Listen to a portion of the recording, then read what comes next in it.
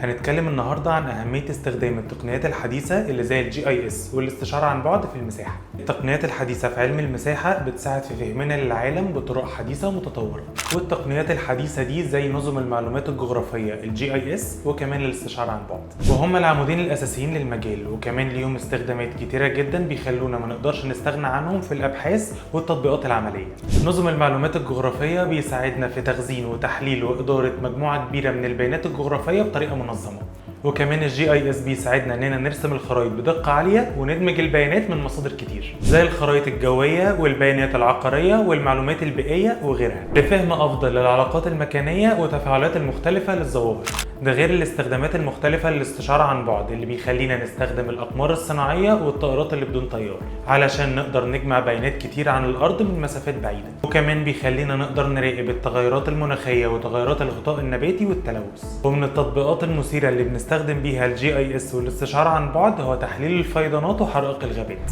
ده غير إدارة الموارد الطبيعية وتخطيط الطرق والبنية التحتية، وحتى التنبؤ بالأوبئة والكوارث الطبيعية.